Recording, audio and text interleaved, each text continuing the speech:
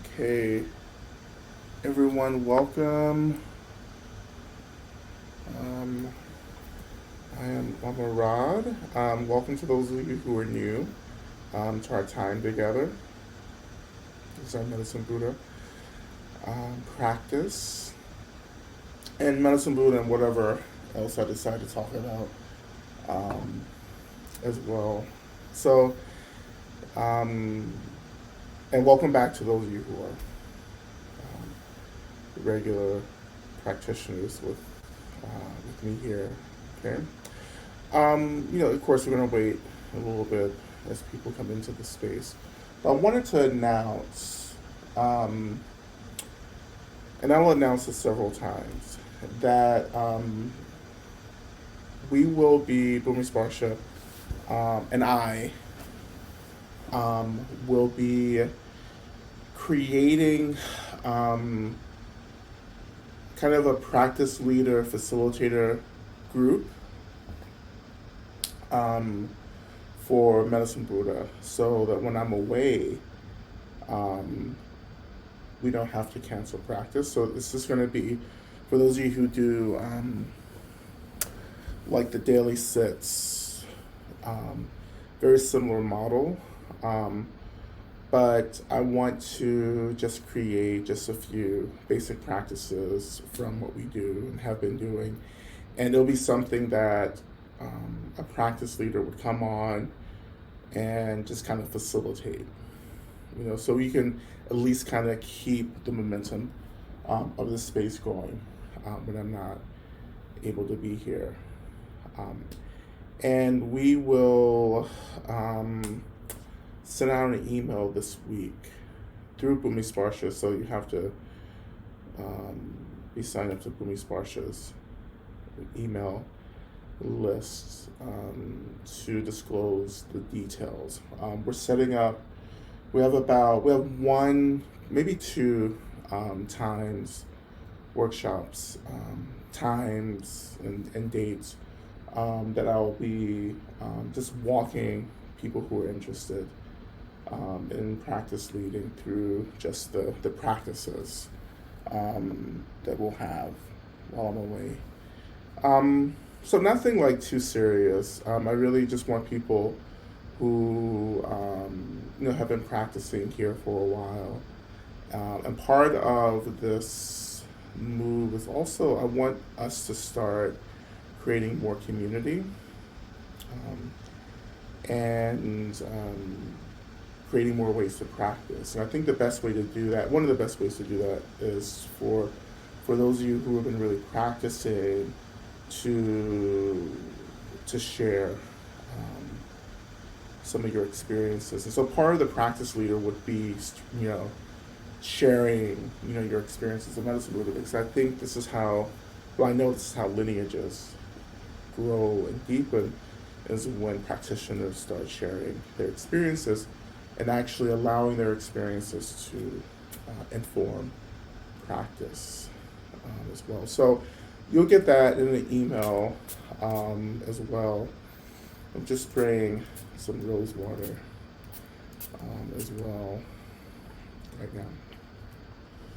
It feels very gay what I'm doing. I'm just spraying, rose water. I have my sachet away, like tank top, sachet away. This is why usually, it's like a sachet away is just like a little spell, a little incantation that we can use when people get on our nerves. You can just say sachet away. But that's it. That's the announcement. I would love, it does. I don't really have like a cap for the number of people who are interested. If you're interested, just respond to the email when it comes out, and you'll get the time and date to meet. We may actually, do some other like survey kinds of things for the practice as well. But I do really want us to.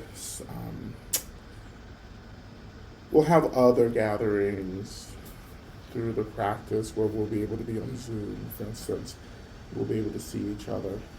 Um, and more than likely, in the fall, there will be more in person practices around Medicine Buddha as well, locally, definitely here in Atlanta. Okay? All right. Questions. I'm going to get to questions today. So, questions, go and ask a question. You know what? Do we have the link for the prayer doc? I have this. I have yet another idea about this prayer doc. I wonder. I know that there are weeks that I don't get to the questions. I wonder if we could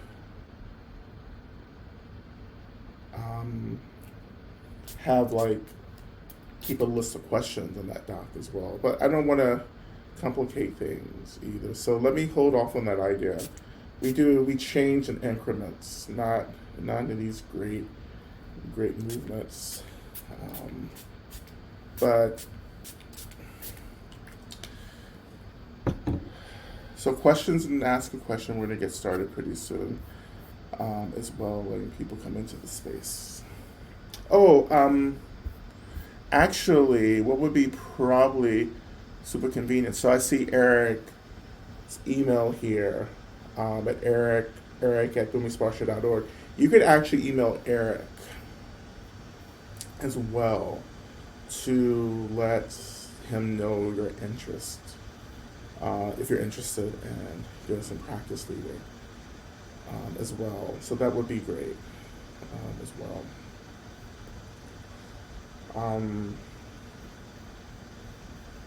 Awesome.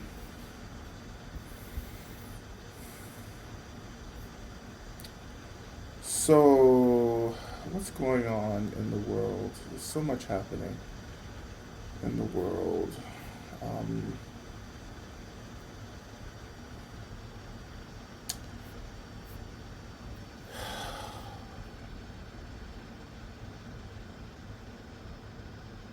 oh, thank you, Randa. Like the rose water. I do love. Actually, Sister Sadada gave me this rose water. She actually gave me this little, what is this? A little pouch. So this was our like team gift, when we were teaching in the UK in March. So she supplied this to our team over in the UK, and it's full of all kinds of magical healing things, candles, ceremonial candles, but you could always have lots of. And what is this? Oh, yep, frankincense. Yeah, it's really good. It's really good to have basic supplies like this, around. I keep everything around. Lots of candles, incense, because it's such a nice, really easy, nice way to lift energy in space with natural lights and incense and so forth. Actually, I'm gonna get started with that as well. So, doing some candle work again, and we're gonna get started after this. I just, in the summer, it feels like, for me, this, in terms of ceremony and the season, it feels like I'm really like, oriented towards light. And I think also because of the time that we're living in. So many magical traditions. And Medicine Buddha is a magical tradition. Tantra is a magical, tradition.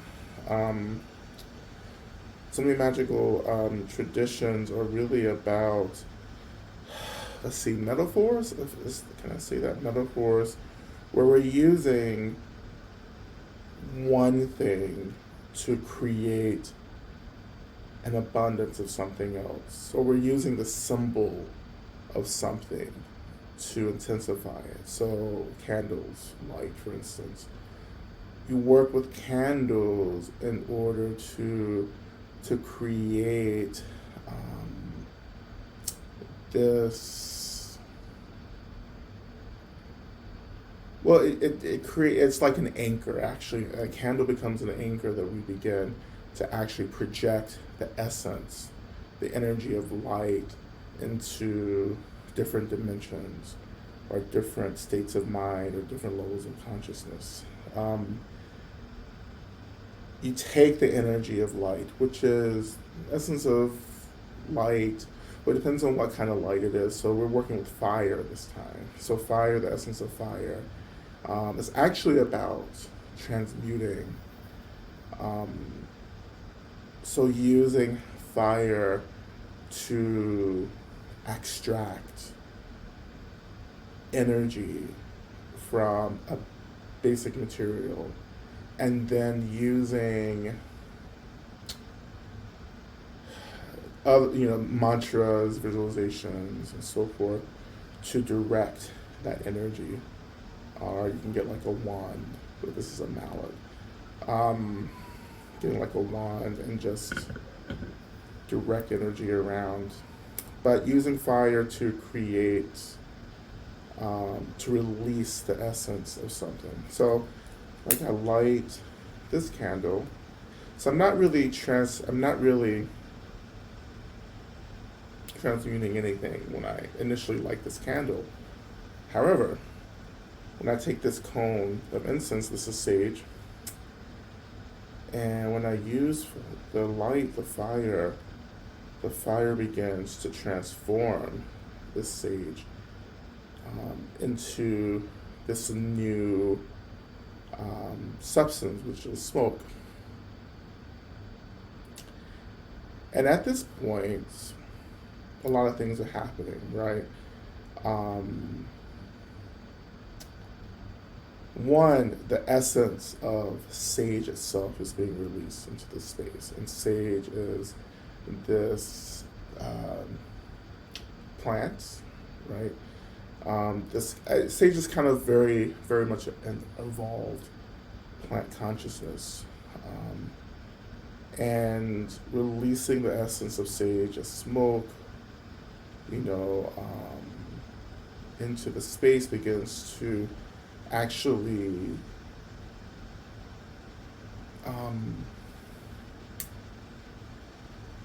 impact the energy of the space through the intelligence of sage's consciousness, I would say.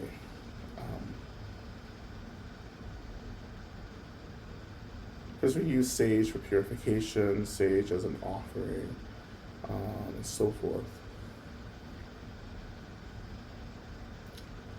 So the transmutation is still happening, and it begins to deepen when I begin to imagine dedicating or offering this smoke to something. When I direct the energy of the smoke to, in this case, my ancestors, right? That's the transmutation from the fire that through intention, through imagination, right? And through this basic natural inherent link that we have mentally and psychically with different worlds and different planes of existence, I can begin to direct the awakened intelligent consciousness of sage into different realms of being, where the essence of this begins to benefit. And it begins to benefit because my intention is also one of wanting to benefit as well. So I'm not trying to curse anything, but I'm trying to help, right? Now, Buddhist Tantra is quite advanced in this kind of dedication, this kind of like transmutation, right? Because another way to describe this process is puja. This is actually a fire puja. So when we use fire to transmute material, right, and that transmutation again is pulling out the essence of material, right? And the essence is energy, and then directing that energy somewhere to do something, In this case, directing the energy of sage into um, the experiences or the realm of my ancestors, right? Which is kind of just another plane, different level of frequency, right?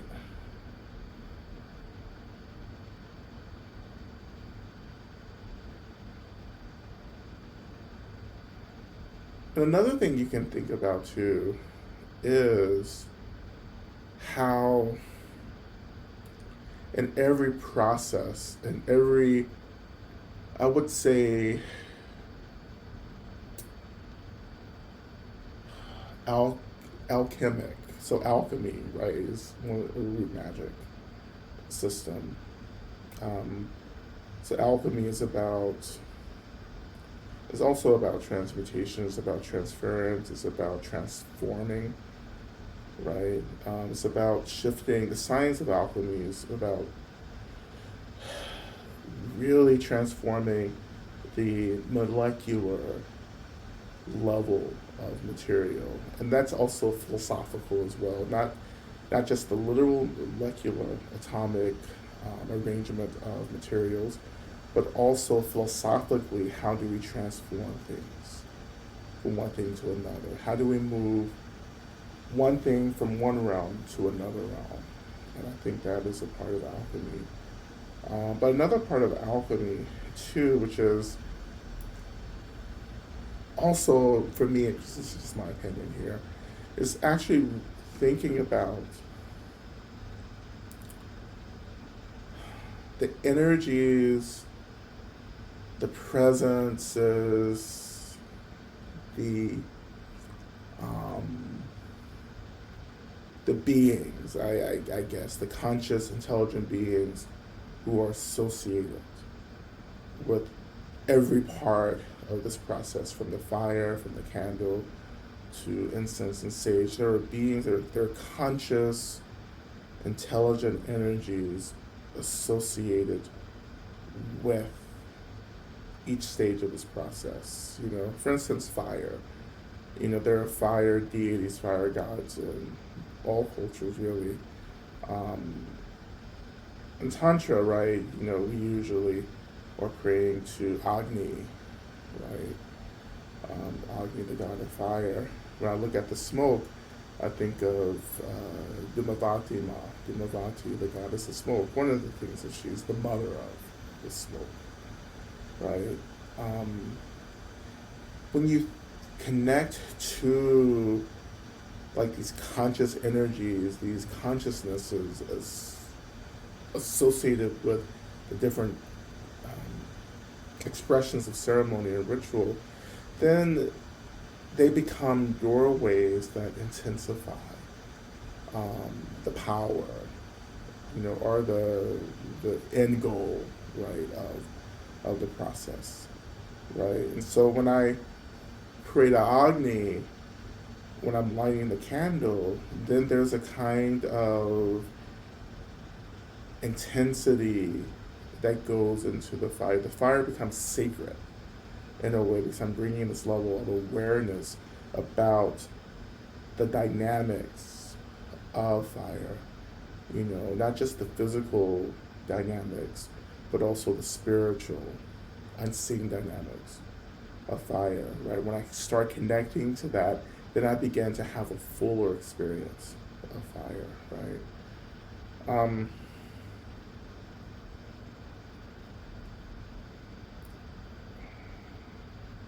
One of the ways that we train with fire, and this is just my training, and one day, actually, if you are coming on retreat with me up in New Hampshire, um, or at Southern Dharma later this year, you know, I always do lots of fire puja work, right? And in fire puja work, the preliminary practices of fire puja, in my personal practice, is actually connecting to the consciousness of fire in the phenomenal world, connecting to the energy of fire, right, and the world around me, and I begin to connect to that, and also begin to draw that energy into me. Usually, I draw it into the solar plexus, right, which is the navel, which is about heat and transformation, right? Metabolism.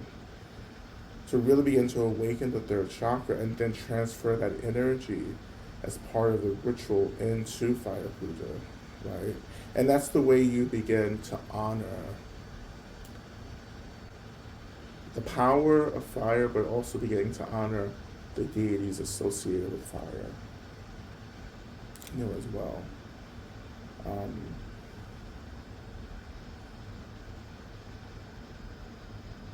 so, just a little bit of exploration of that. So this is, I don't know how did I get here. Fire, flames, incense. So it's just basically, what I'm basically doing is breaking down ritual. So because it seems like everything that we would do in magical rituals and ceremonies may seem weird and odd, but a lot of things are quite functional. At least everything that I've been exposed to and studied. But for me, being rooted in Tantra, and Tantra being an expression or training in awareness and consciousness, I bring awareness, right? But awareness is actually a part of the traditional magic anyway.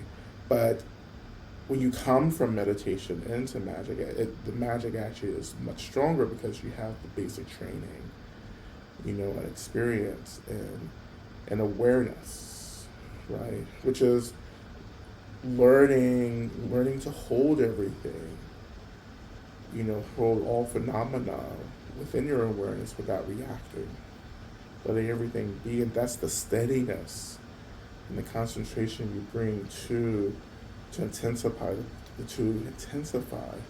the power and impact of ritual as well.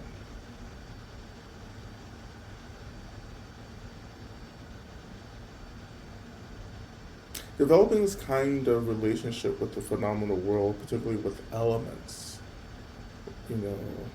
is so, I think important, right? So another example, here's another element. So when you're working magic, I think it's really important to always have all the elements present, right? So you're always going to have air. If we don't have air, we wouldn't be alive. But air is also space as well. That's also part of this air element. But I have earth, right? So I have earth. I have some Palo Santos. Of course, I have sage. So I have earth represented. I have fire represented. Of course, space, air is represented. Water, right here, is represented. So even with the water, I already actually have been spraying the rose water, right? So let me see if I can't find it again.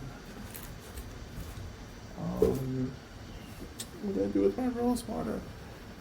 Isn't it weird how you can have your hands on something, then all of a sudden, I think I put it back in the pouch here. So rose water. So you add this,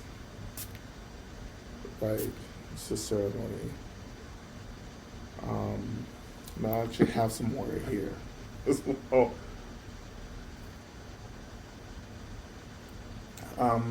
Even when drinking water, you can connect to the consciousness of water. We did this maybe in our Saturday retreat last weekend. I think we connected with water, with the element of water in the earth. We did it here in this session. But again, bringing all these elements together, you're not just bringing these elements together, but you're developing a connection to these elements through awareness, right? Reflecting on water, but actually beginning to,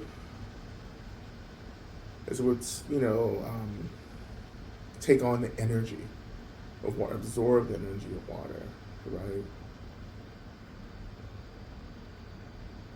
right? And because I do this often, like I can just connect, really quickly, which is for me, it just feels like when I connect to water, it just feels like often standing under a waterfall, right? But this waterfall is like energy, this kind of flowing, moving, through these different expressions of my body, not just the physical body, but the mental body, my mental body, my energy body, right?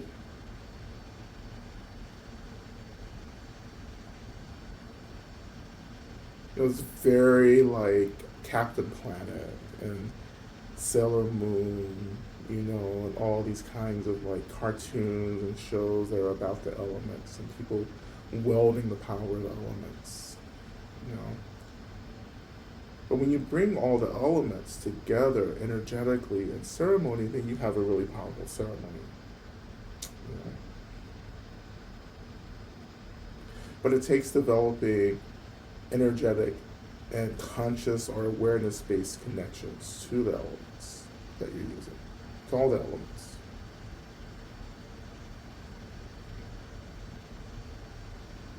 So, I mean, this is something, again, I wouldn't be sharing it if I didn't want you to try it, in your practice. Like, just really to deepen the work, the magic, the healing that we're working on is really about deepening our relationships to the materials that we're using to bring about this energetic shift, right, in the world or in the situations that we're praying for.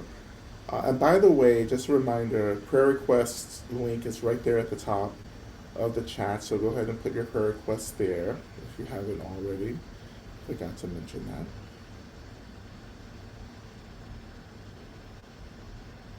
And to sit and just to like rest your awareness in the intertwining, the interrelatedness of all the elements.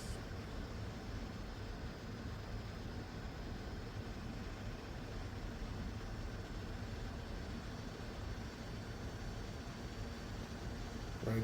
Maybe just starting with fire, you know, as a bit of a practice. The heat. But fire is more than heat. What does the heat represent?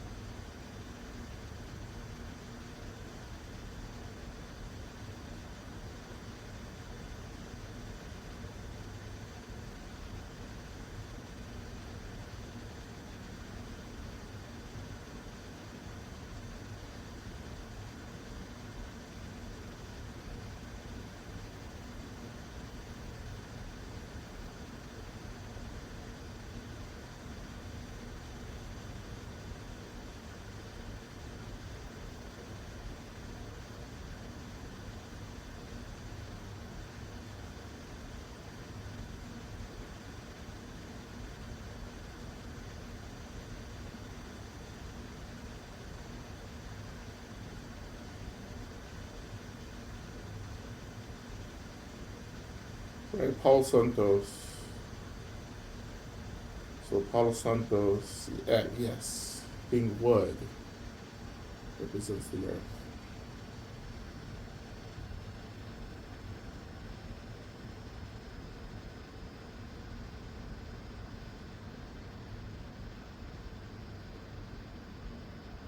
I would say that in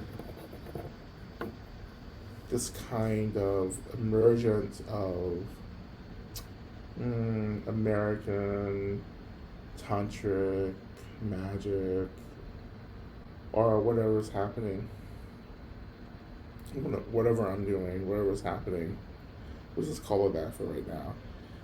So much of this is, which I think this is training in all magic, but actually coming back and developing a relationship to the raw material of everything that you're using in ceremony. To know the essence of things. This is what we do if you're a plant medicine practitioner, right, you have to really unlock the power of plant consciousness. You have to go really deep, working with particular plants. It can be any plant. It doesn't have to be, these classic medicinal plants like ayahuasca or whatever or whatever. But it can just be vegetables and fruits or teas, right? There's power. There's consciousness awaiting to be awoken, awaiting to be awoken, waiting to be awakened. Let's do that one.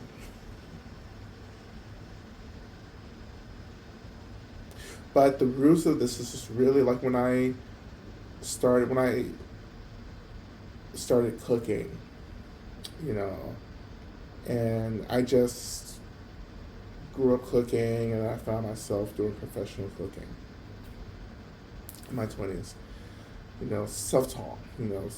But one of the things that I would do, particularly if it was like something new that I was making, or if I was just like, when I really began to take cooking seriously, I would taste um, all my ingredients. If I'm working with a new ingredient, I always taste the raw ingredients, right? It may be a spice or an herb, right? Because I want to have an experience of the essence of this ingredient before I add it to to make whatever I'm making, right? I want to know how everything's expressing itself in its rawest form, or in the form that comes to me before I cook with it.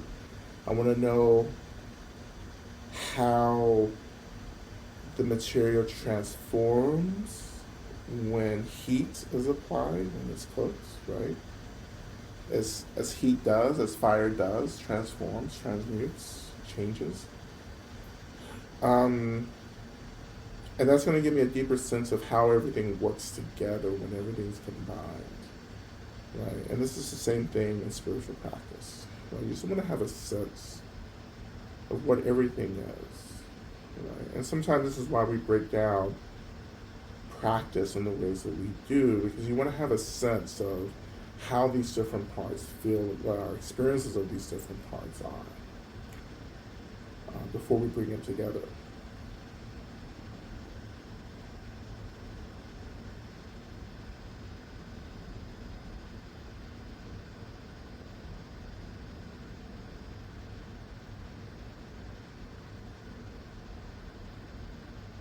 And then this is like the basis for any direction you want to move in, in terms of practice.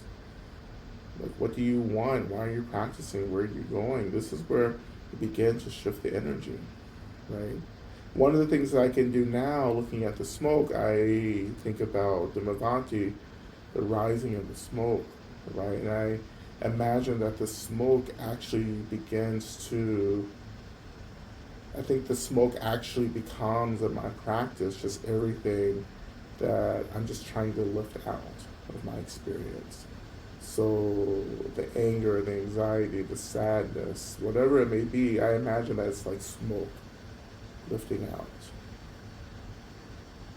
of my experience. The light, the candle, becomes the ways in which I begin to illuminate parts of my experience that I want clarity in.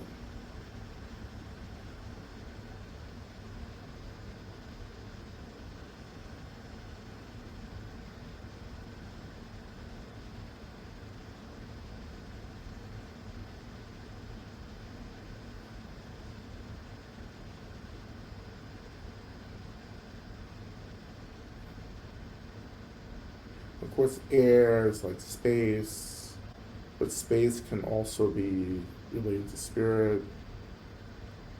Depends for me on the time of day, on the day itself, where I go with that. But space becomes the space itself for things to happen. If there were no space, nothing would happen, right? So I submit all of this, I offer everything to this element of air to create the space and the movement, to move this energy in the way that I want it moved. I'm lifting it out, illuminating, places in my experience that feel dark and ambiguous.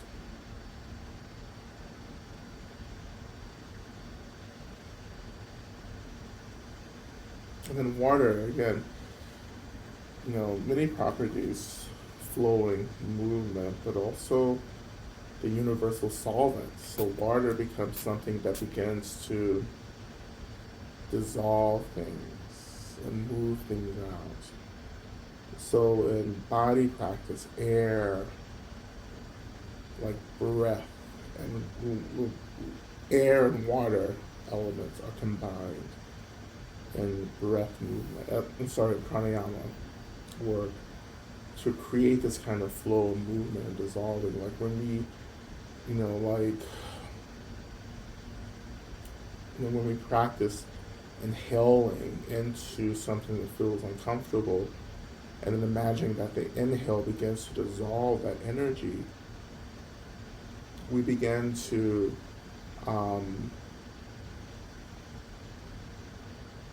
release that energy in the out breath, right? So the dissolving of the energy is the water element, right? The movement, and the space to move it is the water, it's the air element, along with space.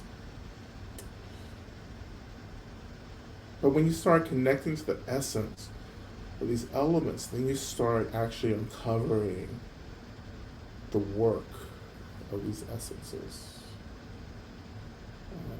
Of course, this is like so much a part of doing group work and conjuring as well. It's like you wanna know how the raw materials function. You wanna know the energy, right? Because we want to ask these raw materials, the roots, which can be both literal plant roots or just the basic essence of the material that we're using in the work. Like we want to know what the energy is so we know how to move it, we know how to partner with it to get it moving, and then we know how to create practices and rituals from the basic raw materials of the elements.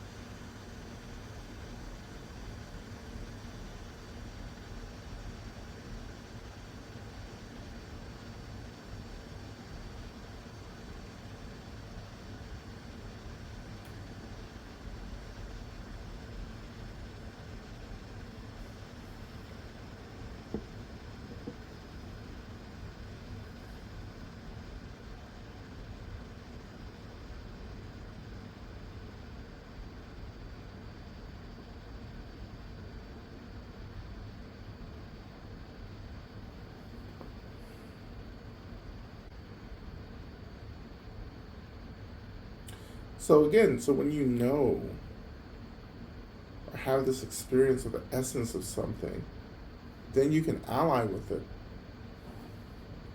and then ask it to do something, right?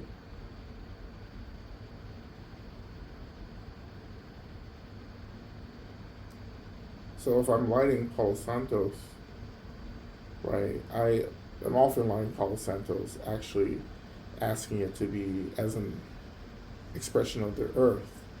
I'm actually asking it to ground me.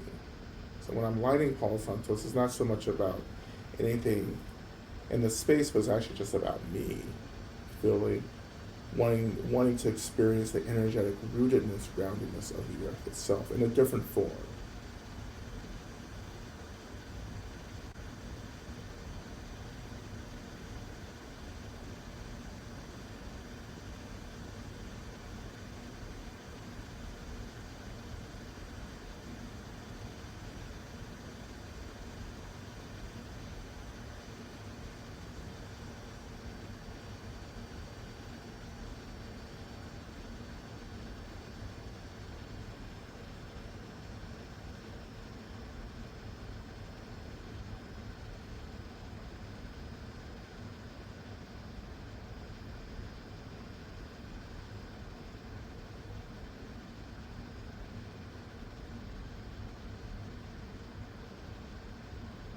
So again, I really encourage you to to practice with this.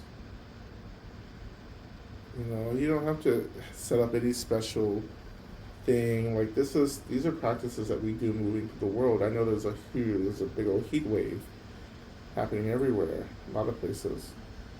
So that's an opportunity to practice, you know, with fire, right?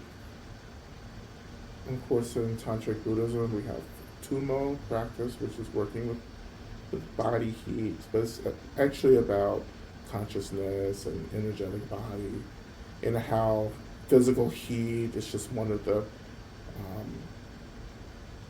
expressions of intensifying consciousness and awareness, but it's still part of fire, right? The heat, the transformation.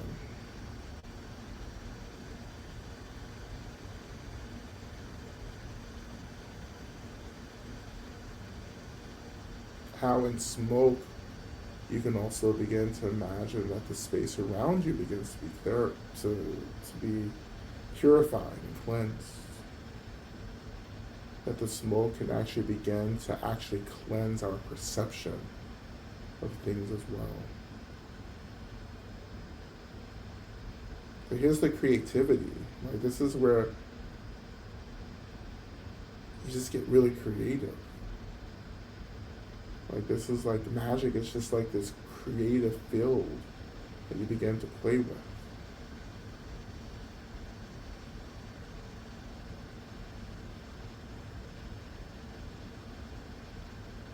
Right? You can take the candle, begin to imagine that the luminosity, the radiance of the light is something that begins to radiate around you. That there's this field of radiance, of white light around you in this moment, and that becomes a kind of protection for you. So it becomes like a barrier, a shield, you know, or what you would call in magic, protection circle, protection field. And that's what the seven homecomings is. As I've said over and over again, it's just the seven homecomings is many things, and one of those things is protection circle, to do work. Right? To do work. And that's basic part of Tantric Buddhism. When you're doing intense ritual, set up the protection circle.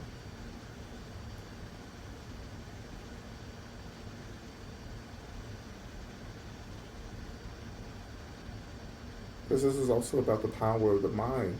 It's beginning to believe that the mind, its imagination, is actually creating realities in some way.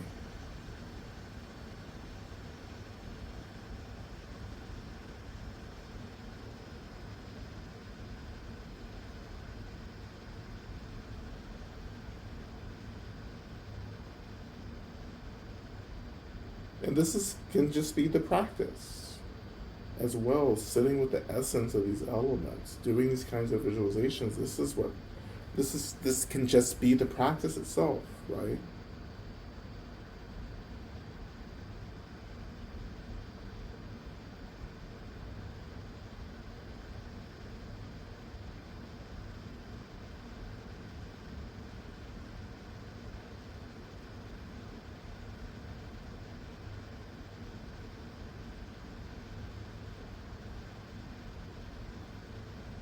So let's begin to call in our benefactors, or you can think about them as your protection circle.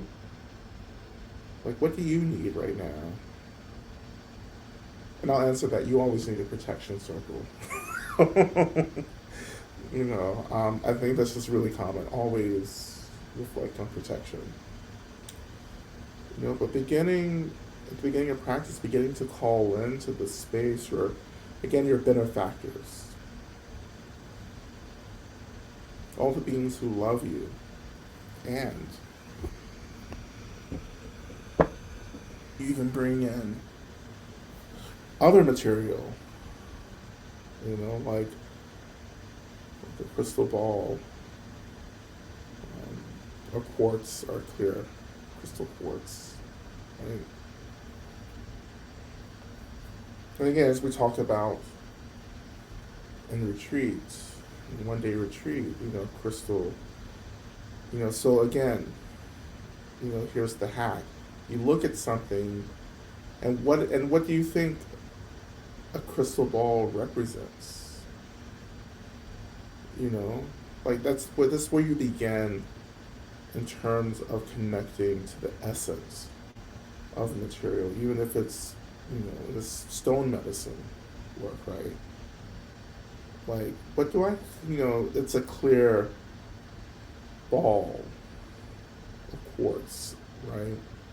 So again, we can also say, well, this is also earth element. So this is a natural forming material that comes from the earth. Here you go, right? And it's clear. That means it's about clarity, right? It's about getting clear. It's about wisdom. And clear, transparent things, materials, are also about movement and fluidity. It's also about awakening.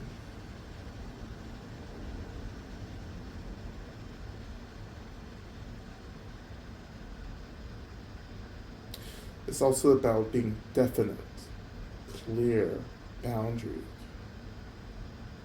So at this point, all I'm doing is tuning into the consciousness of the quartz here. Like, the quartz is actually telling me how it wants to be used, and this is also a foundation of stone medicine work, right? You begin to listen to, and those of you who do work with stones, who do stone medicine, stones are very conscious. They have very strong personalities. At least the stones that I carry have very strong personality, right?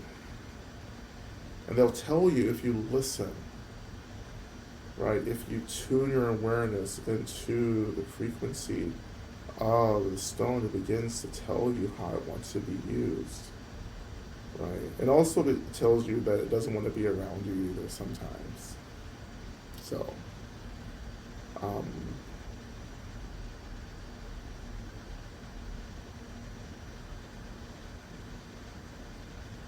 so when I bring clear quartz into practice, and this is the majority of my stones, I only have black and clear stones, really mostly, that I work with. When I'm working with a clear stone, it's about opening. So I'm opening. I'm opening and grounding, right?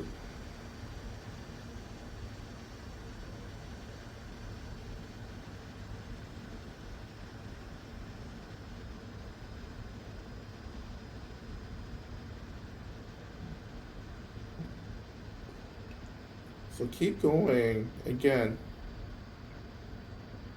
calling in to the space, your benefactors, any being who loves you, living or dead, the deity or ordinary, it doesn't matter. All the beings who love me, I invite you to come here, right? To surround me, to create this circle of protection and care around me. And get into this. So ritual and ceremony, I guess technically this is more ritual, but we'll get to that in a later teaching.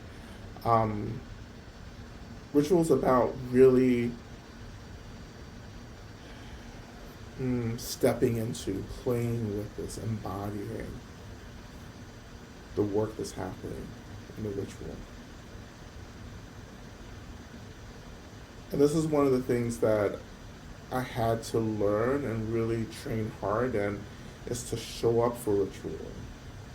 Right? When I call in my benefactors, my homecoming circle, like, I want to feel my homecoming circle. I want to reflect on all the beings that I am conscious of who are joining the circle.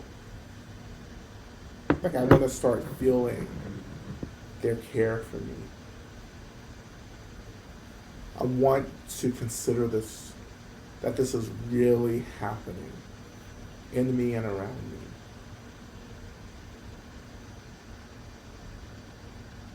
And the consciousness of the stone medicine, of this quartz, is actually helping me to open even more widely, more expansively to this energy of care.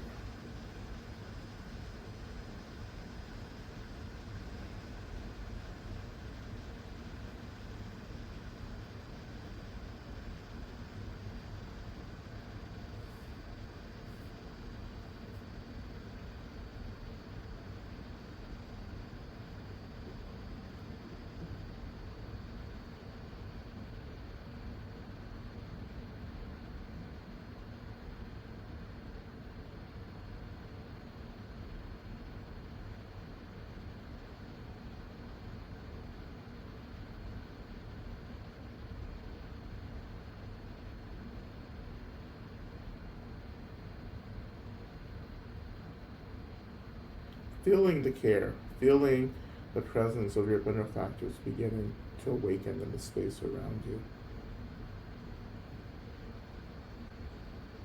Offering, incense, if you have it. It's probably a good idea if you're seriously practicing with me just to collect some of these items. So I have a feeling you're going to be using it more and more.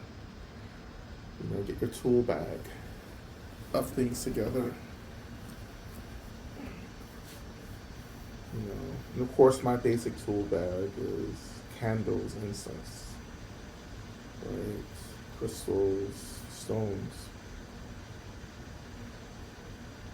The candle, we offer the light of the candle to your benefactors around you.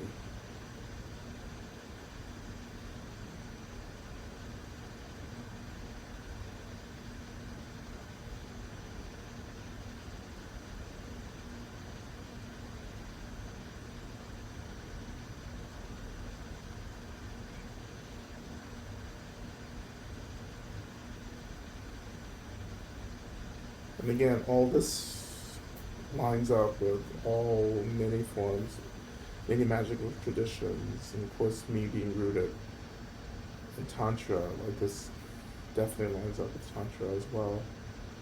When you gather your guests in Tantric rituals, there's always a section where you're doing various offerings to the beings that you've invited. So you're offering incense and light and water and so forth in the practice. But the generosity that begins to awaken here is it invites us into this collaboration, this relationship. Once we're in a relationship, like a real relationship is give and take. I'm taking things, I'm offering things. This is how you begin to intensify the power of ritual. Again, not just getting involved and imagining and feeling, but also opening to this giving, this generosity. And this all can be a matter of imagination, or it can be literal offerings that one would make. In terms of food and light and water, sacrifices, this is part of magic as well.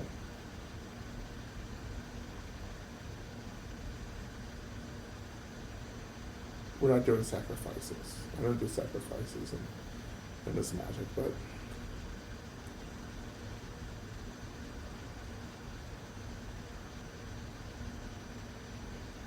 something has to be offered,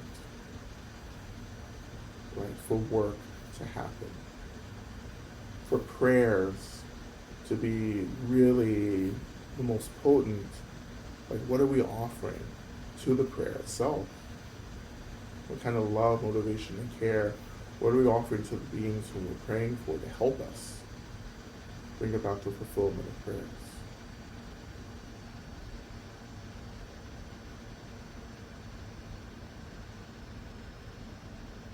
Always giving. Always give, because we're taking so much in ways that maybe we're not conscious of.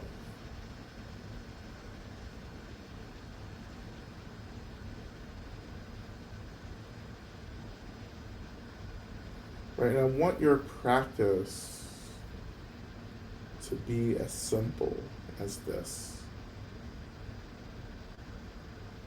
right? To be as simple as this, as a very basic opening when I need to open, a basic inviting of beings that I need help from.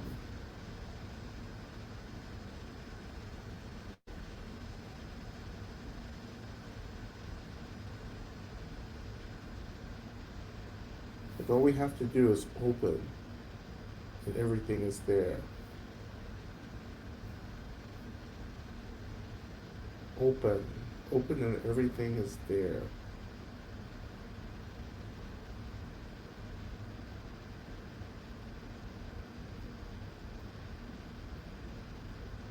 But some of us maybe have to work a little harder to make sure that what we're opening to isn't something um, that's dangerous, maybe a little dark. Um,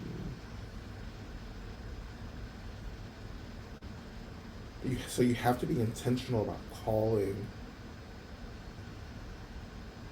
what you want into the space that you want to connect to as well, right? Until you get to a position, into this experience where you're just always attracting the energy that you need and want.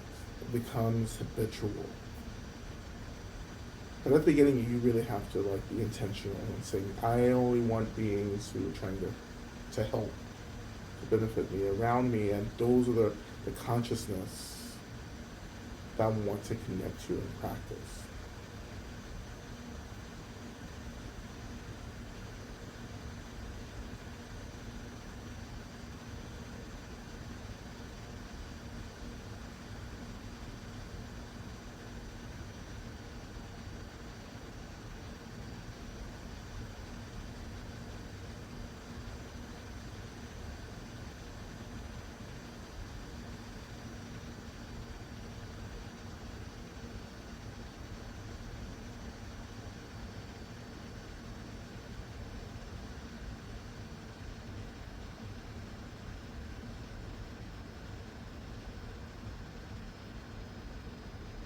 And then beginning to allow your circle of benefactors to radiate care into the circle around you. I know some of you are probably well down the road in the practice.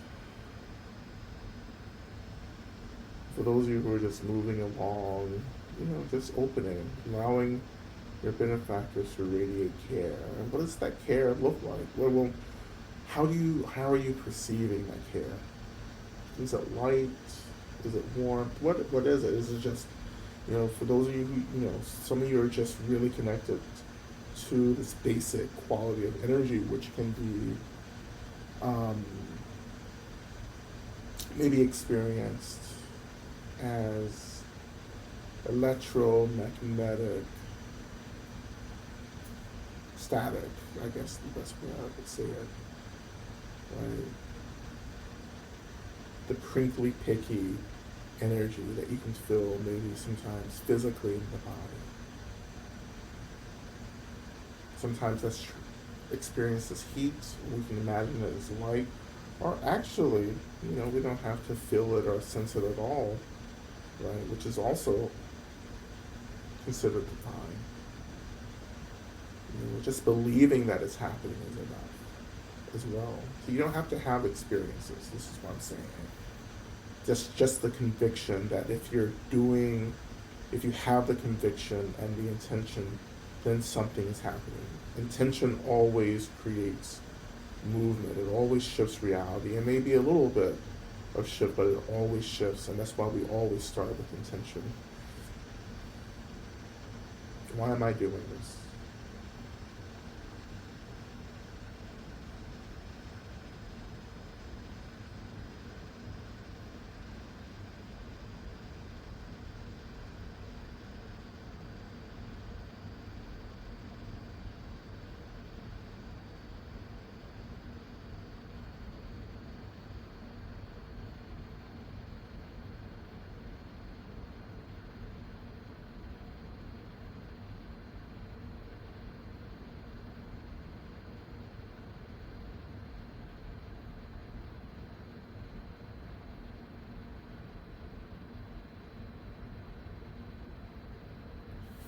And you begin to absorb that energy of care into the body, filling the body with this energy.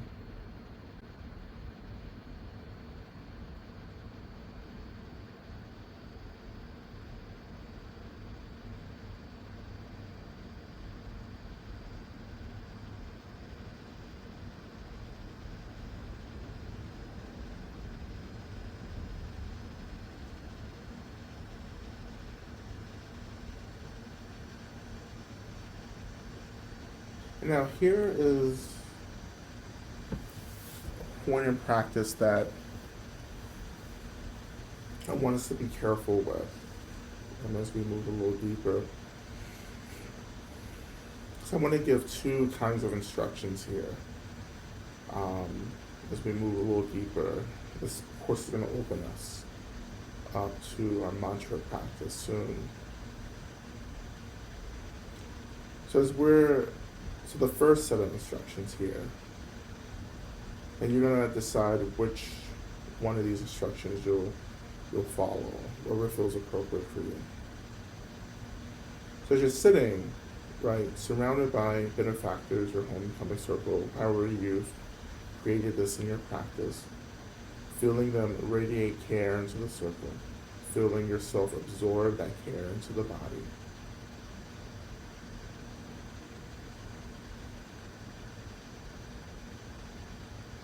And in this first practice,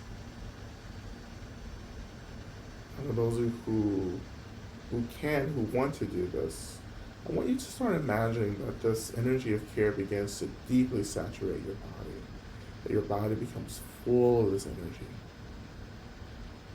So full that this energy of care begins to slowly dissolve your physical body.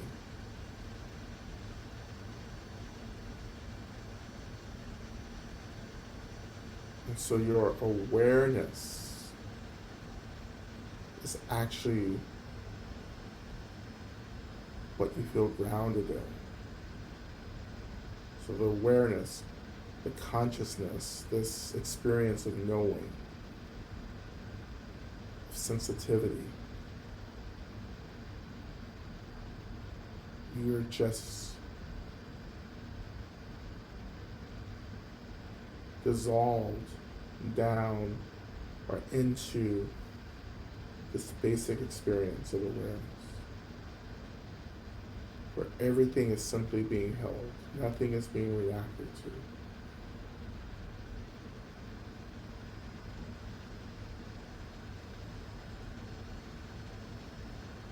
And if this doesn't feel stable for you, just return your attention just to absorbing this energy of care. If you need more grounding, of course, connecting to the weight of your body and the seat rising to hold you. But regardless of which part of the practice you're working with, the earth is always holding us, right? So if we feel really maybe ungrounded, maybe begin to experience some disassociation, return your attention to the earth, pray to the earth for grounding, for stabilization.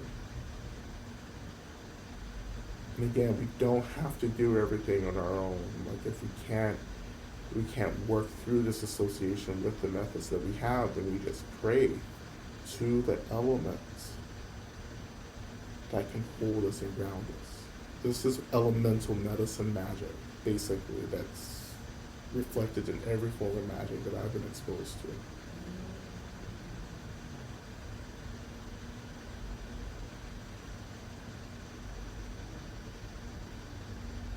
But sitting in consciousness itself, if you're working with in the awareness practice itself,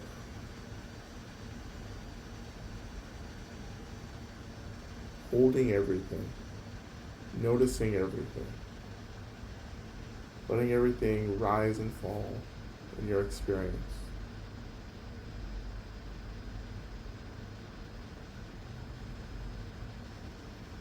So we're going to begin with our first mantra, our first medicine Buddha mantra, Om Minma Sangye Kino Soha. Medicine Buddha, please think of me, please know me, please remember me.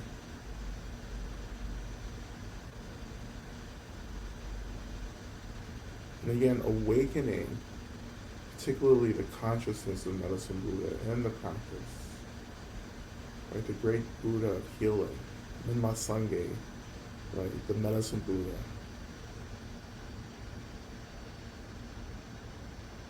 We begin with Om, and then we move into chanting the mantra a couple of times. Okay? And we're beginning.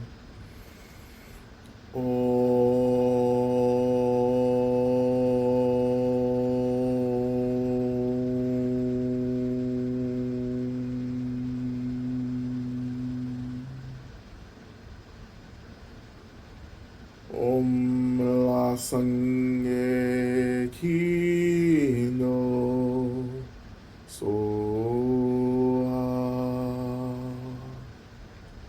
Om La Sangye Kino Soha.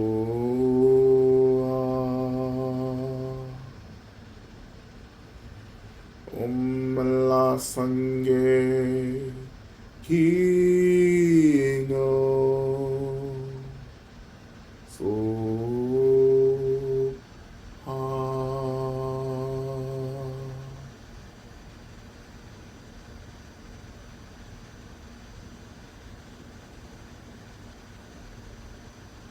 And so we can trust that the consciousness of Medicine Buddha has awoken in this space.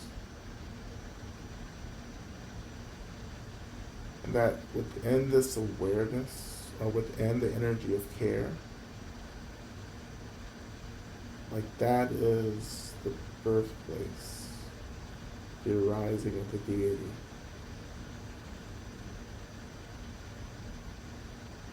Medicine Buddha, Minla Sangye, arises from awareness, arises from the energy of care itself.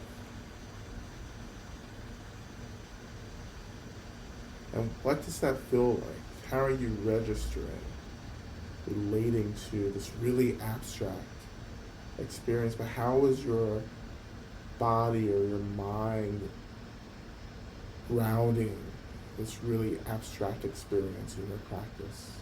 Are you getting visions or feelings or pictures or impressions?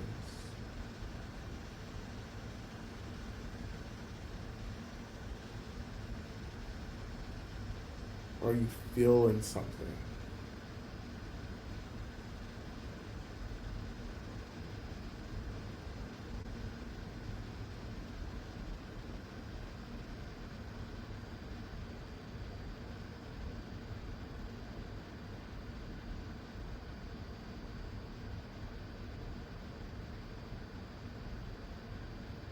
And can you imagine offering to this experience of Medicine Buddha, however Medicine Buddha is arising for you, offering light and incense or water or air or space or even love back to Medicine Buddha?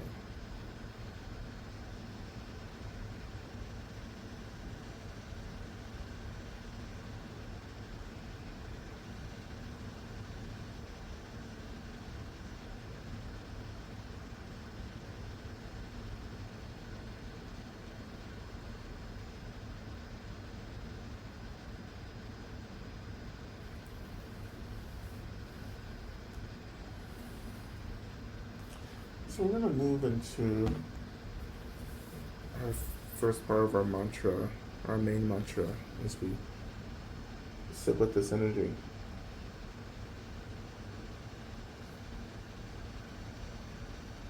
And in the mantra practice, this first mantra practice, part of the mantra practice is just sitting in this. What are you feeling? If you're feeling love, just sit in the love, melt into the love.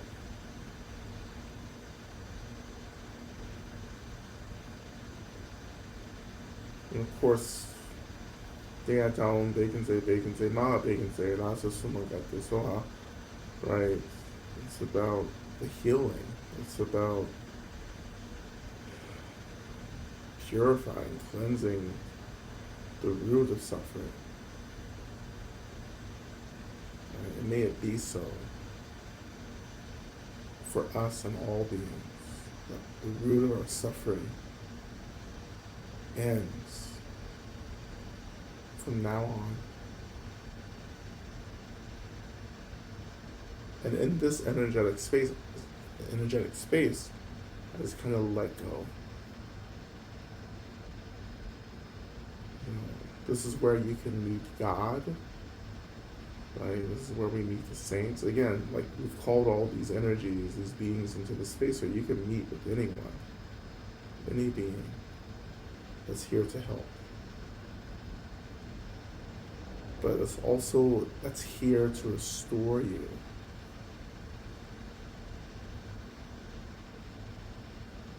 So as you can listen to the chant or chant along. But either way, I want you to be praying for restoration. The deepest, most transformational kinds of restoration.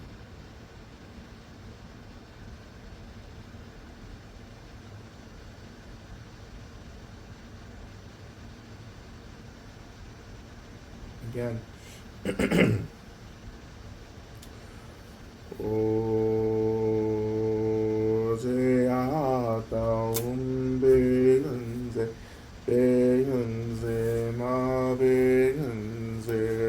Sumungate soa beada begenze ma begenze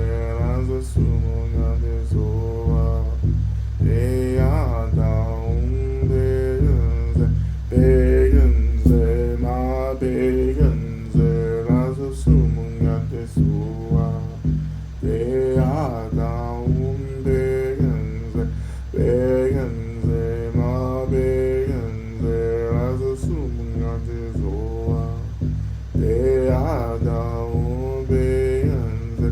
begenze ma begenze razo sumungate soa beada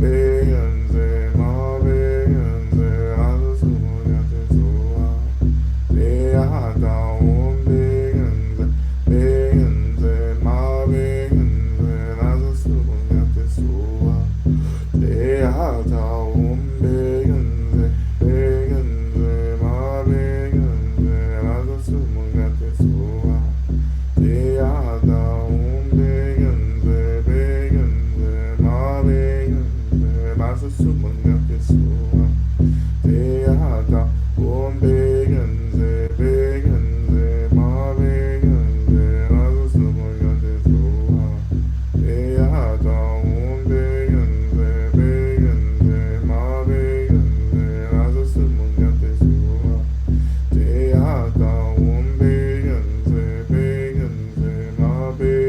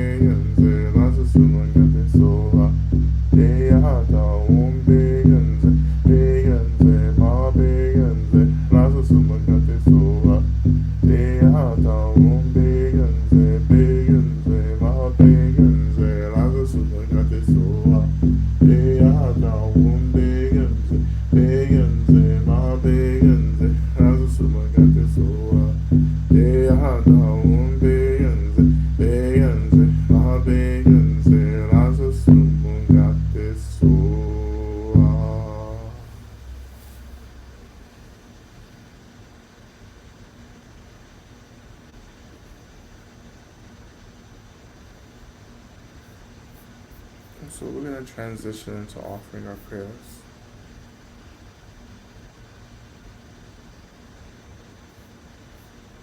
Okay.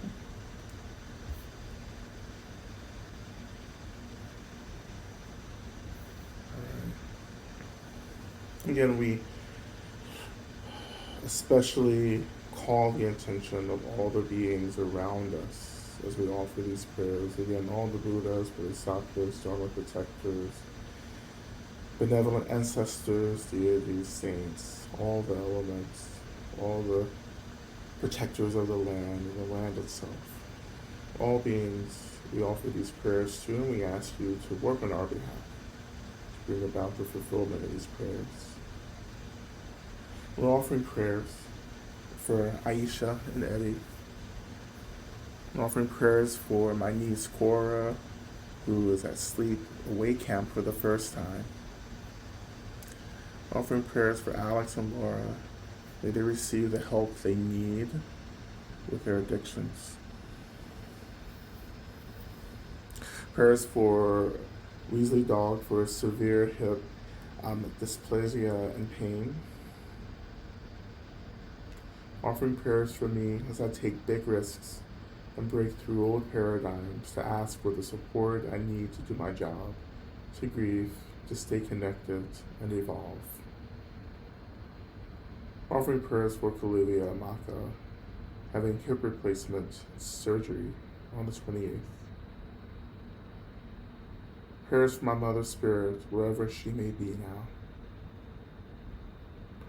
Prayers for me as I navigate this liminal period, obtaining a new car after losing mine in a crash, remodeling and moving into my childhood home, separating from the world of work, shifting attachments to new communities. And prayers for Muffy, may she find a light. Offering prayers for Marissa, may she find her bravery again. May she find her true self, and may she be whole. Offering prayers for Alex, may he feel at peace with himself and experience some happiness and hope. Offering prayers for Aunt True, who recently passed. Prayers for Faith, who recently passed. Prayers for me and my husband in our recovery from COVID. Prayers for Susan and her circulatory system. And prayers for Joel. Offering prayers for George as he undergoes treatment for lymphoma. Prayers for myself as I continue to heal from foot surgery. Offering prayers for Alan as he undergoes prep and medical treatment this week. Offering prayers for Shirley, who is caring for her 98-year-old mom and 95-year-old dad as her mom navigates some physical challenges and her dad deals with dementia. And for her parents. Prayers that fear loses its hold on all hearts, so love may shine in. Offering prayers that my heart stays open and is being prepared for gifts of strength and faith. Prayers for me and others experiencing chronic health flare-ups and feeling despair. Offering prayers for my dad's heart failure. May he have good health and ease. Offering prayers for Lama Rod as he taps into emptiness and consciousness and translates into words for us to elevate our understanding. Prayers for Nathan to help him recover from the major surgery he had last Tuesday. Prayers for my sweet, differently abled cat, Pip, who at 2 years old is having seriously threatening kidney issues. May she continue to radiate joy and be vibrantly healthy in body, heart, and spirit, and mind for many years to come. Offering prayers for myself, to learn to hold space for and not be consumed by grief and loss and triggered by this and bringing up unresolved grief and loss from the past. Prayers for our chosen sibling Erica to move through a hard and mental health moment, move through her grief and feel loved and accepted and whole. Prayers for myself and everyone who is experiencing financial hardship and lack. Prayers for those who are recovering from COVID or long COVID, and for those suffering from monkeypox in our country, who tend to be communities of color and gay men, that they may receive care and medical attention. Prayers for all who are suffering greatly, that they feel deep care and rest. Prayers for those without hope, that they are sustained in hopelessness until it passes. Prayers that it does pass and the big love is on the other side. Prayers for my tiny family, that they may be safe from harm, experience the care they need throughout life, and feel at ease. Prayers for all victims and survivors of mass shootings. May their suffering ease, and may their loved ones be remembered always. Prayers for my friend Faye's mother, who is recovering from a stroke. Prayers for my father Ed, who struggles with severe pain that affects his mobility. Prayers for all beings experiencing fear, destabilization, and violence. Prayers for focus and commitment as I complete the second draft of my book. Prayers for Julio's sick mother, for those that are stuck in habit patterns, for all beings suffering. Love and prayers for my family, especially my parents, for El, my community, for Bumima, Tibet, for Lama Rod, and all the keepers of the 3 gems. Prayers for me to be able to complete this degree without being colonized, for my health and well-being, and for further embodiment of joy and healing in all that I do. Prayers for the liberation and healing of all beings in all realms across time and space. Prayers for help in navigating how to find community that I can grow into, feed and thrive with. Prayers of support for my sister, Megan H., as she navigates breast cancer. Prayers that we all find our way to support and liberation. Prayers for my daughter, Hollister Trott, and her husband, Andy Binder, who are doing much better, but still recovering from COVID. For my son, Jamie Trott, who is about 4 days into getting COVID, that he recovers as quickly as possible. Continued prayers for Julie Holderness, who died suddenly by being struck by a van about 2 weeks ago. and for her family and friends. Prayers for myself for practice and hope with regard to healing from knee surgery so that I can get moving again. Prayers for myself and everyone who has deep fears about climate change. Prayers to move the hearts and minds of our inactive and stubborn politicians playing roulette with the planet. Prayers for myself and everyone's fears about the state of our democracy and future elections. Prayers for renewed energy and connection to everything here and on other levels of consciousness, to work for my own healing and for others as well. Prayers for all of our mothers. Prayers for my brother and him to connect to his sense of purpose. Prayers for Aisha and her son, daughter-in-law, and grandchildren. I lift up all the prayers that remain unspoken as well in this space.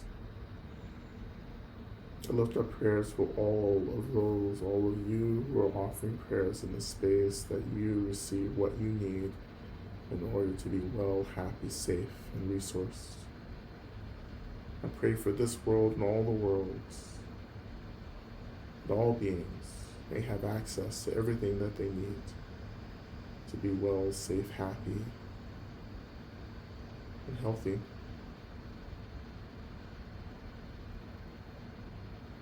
I pray that all systems of violence are eradicated. I pray that all the roots and conditions of suffering are disrupted. I pray that all beings come to know their true nature, and that we are liberated sooner than later, and that we all may return back to our innate Buddhahood. May it be so.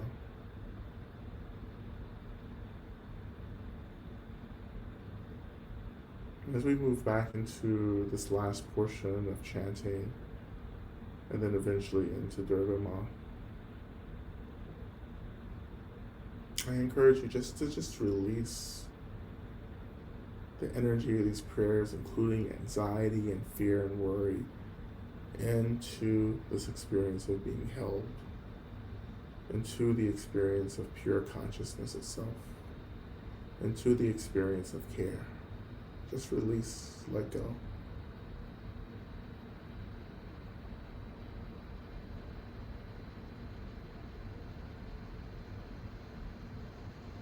We begin again.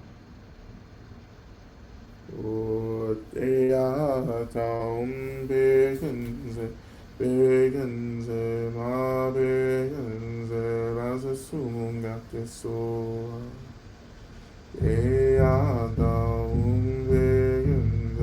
Begenze, ma begenze, rasa sumum gatte soa. Begenze, ma begenze, rasa sumum gatte soa. Begenze, ma begenze, rasa sumum gatte soa. Begenze, ma begenze, rasa sumum gatte soa.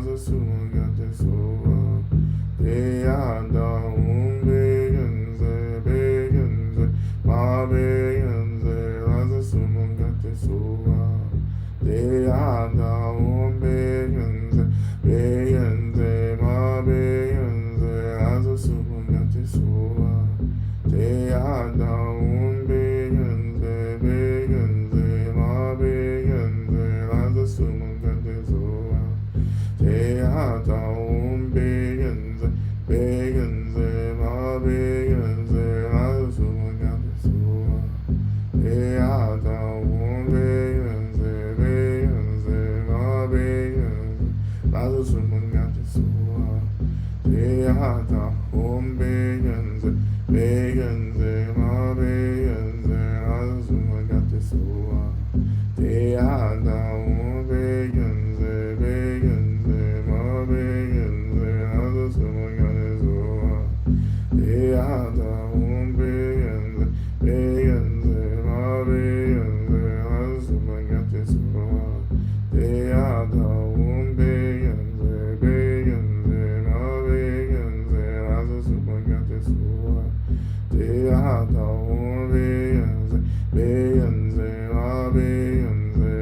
suman got this they had bacons, bacons, my bacons, as a suman got this they had bacons, bacons, my bacons, as a suman got this they had bacons, bacons, my bacons, as a suman got this they had bacons, bacons, my bacons, as a suman got this they had bacons, bacons, my bacons, as a suman got this they had bacons, bacons, my bacons, as a suman got this they had bacons, bacons, my bacons, as a suman got this they had bacons, bacons, my bacons, as a suman got this they had bacons, bacons, my bacons, as a suman got this they had bacons, bacons, my bacons, as a suman got this they had bacons, bacons, my bacons, as a suman got this they had bacons, bacons, my bacons, as a suman got this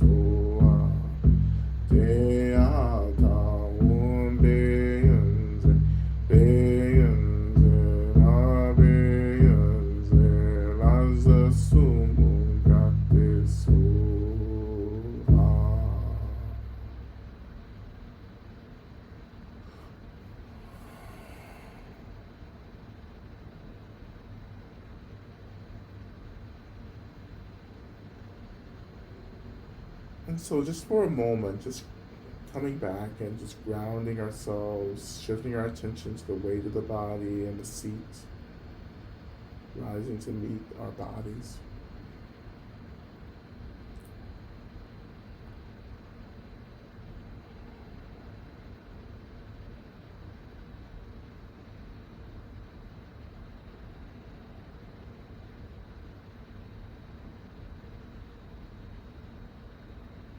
And then turning our attention back to this experience of our homecoming circle, our benefactors, our protection circle, however you're thinking about that.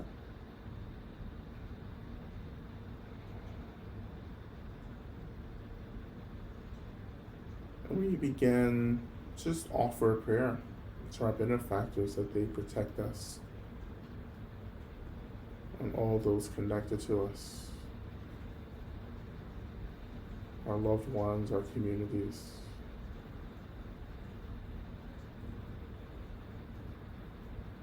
And then we begin to imagine a sacred consciousness of the mother. And the mother as expressed through the experience of Mother Durga, Durga Ma.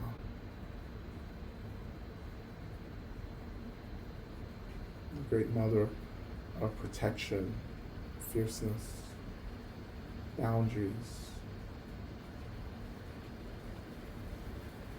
Mother who confronts the darkness of violence and hate. As we begin to chant her mantra, and imagine that her protection begins to surround us in our communities. Om Drum Durgaye Namaha.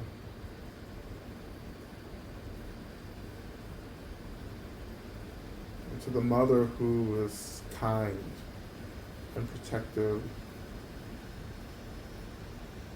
to those of us who are trying to benefit, trying to do good, and the mother who is fierce and wrathful, to those of us who are not trying to be a benefit. And may the mother arise in whatever way feels appropriate to support our deepest aspirations for freedom and liberation. And again, beginning with then going into just a few rounds of the mantra.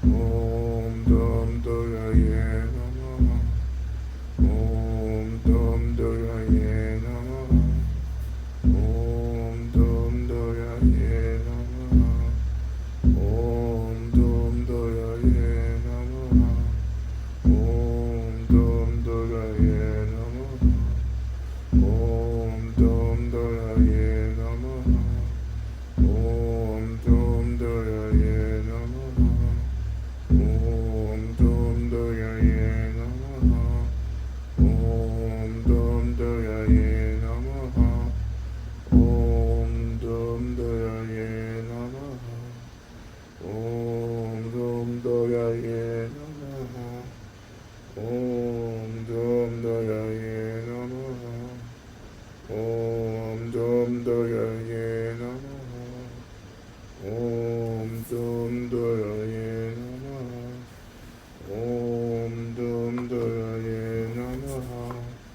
Om Dum Doye Namaha. Om Dum Doye Namaha. Om.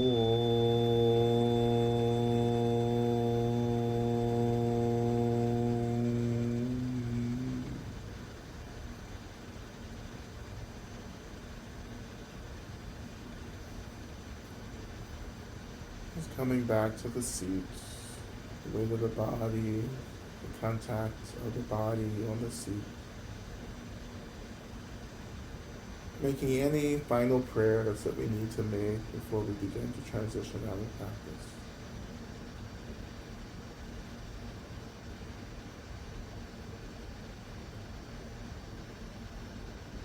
Thanking our benefactors, our protection circle. Praying to them that they always protect us and guide us.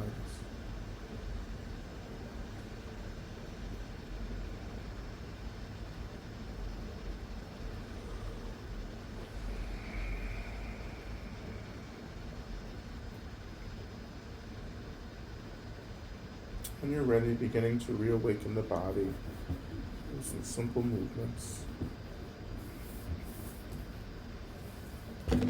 Maybe a few deep cleansing breaths.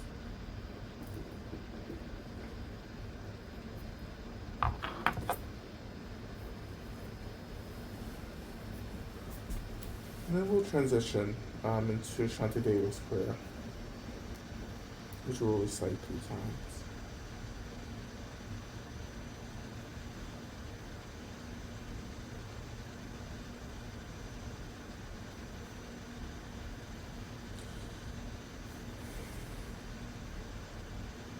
May I be a protector for those without protection, a leader for those who journey, and a boat, a bridge, a passage for those desiring the further shore.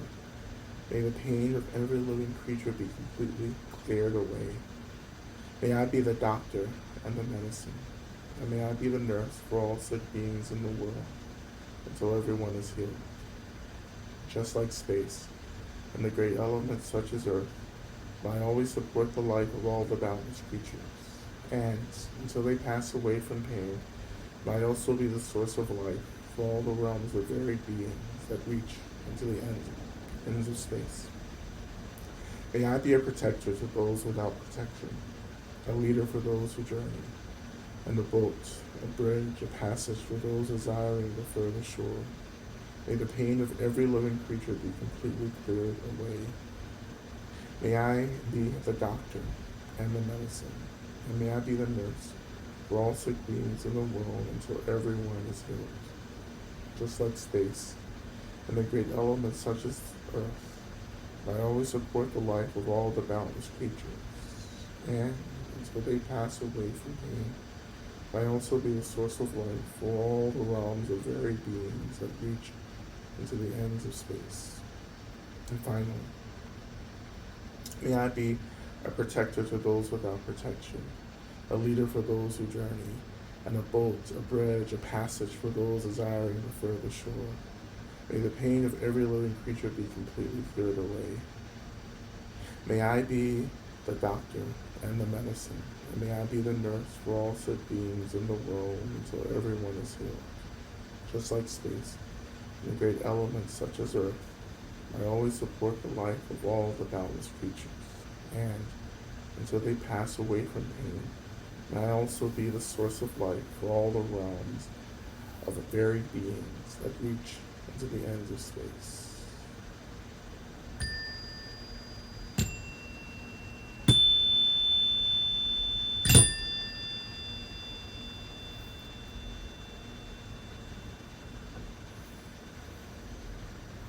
Okay, wonderful. I'm just going to just briefly go over the questions as well. Let's see.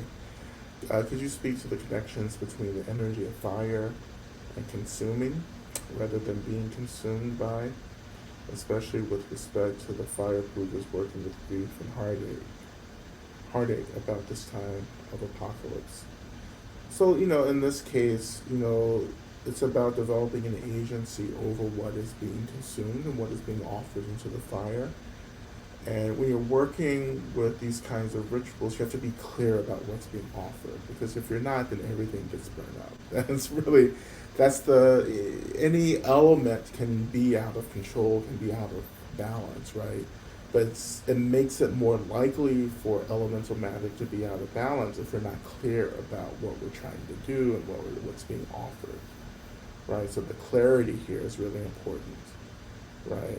And it's hard to be clear. So clarity is about agency. It's hard to have agency right now when you're feeling so exhausted, when you're feeling so overwhelmed, right? Again, the spiritual hack or bypass here is always pray for what we need. If I need energy or focus or something to do ritual, I pray for that. I pray to my guides, to my protectors, to my deities, to my ancestors for what I need in order to move through the ritual in a way that won't feel so violent for me. You're feeding the grief, the heartache, right? But, you have to, the thing with fire is that we're always thinking about getting burned, right? And that's the power of fire, because it's always transforming, turning things into something else, and that's always the situation. But again, the higher tantric view of this is that emptiness is emptiness. My body is just an expression of emptiness. Fire is an expression of emptiness as well. So to offer anything into a fire is essentially to offer emptiness back into emptiness, which is the foundational philosophy of working with wisdom deities, like Medicine Buddha. We're offering things to the deity. Does Medicine Buddha need incense and candle light? No, because it's ultimately actually not what we're offering. We're offering the recognition that everything is a play of emptiness. If we can get into that game, then we begin to game the system of samsara. You're oh, this is just emptiness. There's nothing here that's inherently existing.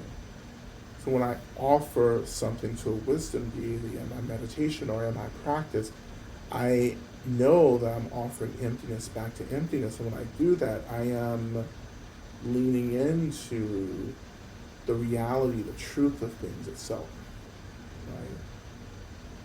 I'm offering emptiness back to emptiness.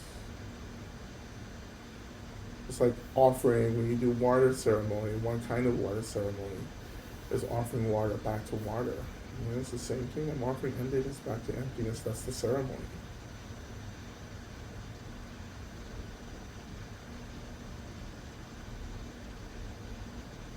You pray to the fire to consume what you don't need and trust the fire to do that. Right? Trust water to dissolve what we don't need any longer.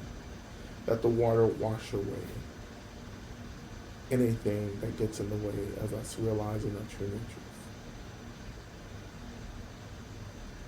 That's how we work with this.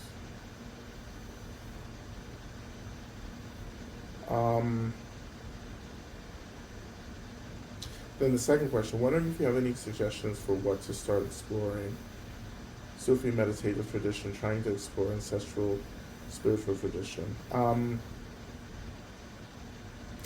So I don't have a lot of experience in Sufi meditative traditions. But to explore ancestral spiritual traditions, so it's an ancestral practice. So again, always the hack here is when I don't know where to begin, I just pray for guidance. So you pray to your ancestors and say, I want to do this. Where do I go? And then let the ancestors tell you how to get to where you're going. And part of the work that many of you are on or trying to do is understanding how ancestors are communicating with you. Right? This is a lot of noise, a lot of static, but how do you begin to tune into how the unseen world is directing you towards your liberation. You know, how do you begin to do that? For me, it's been prayer. It's been prayer asking, okay, how are you speaking?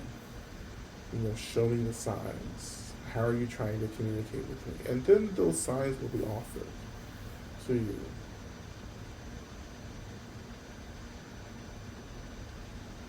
All right.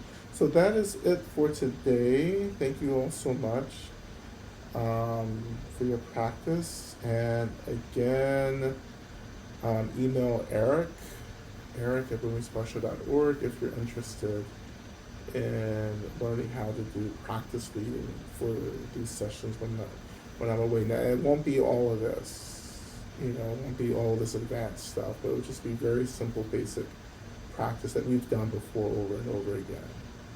But hopefully it's going to be really easily facilitated. Okay, so thank you all so much for your practice. I hope to see you in some teaching or venue this week as well. All right, thank you all.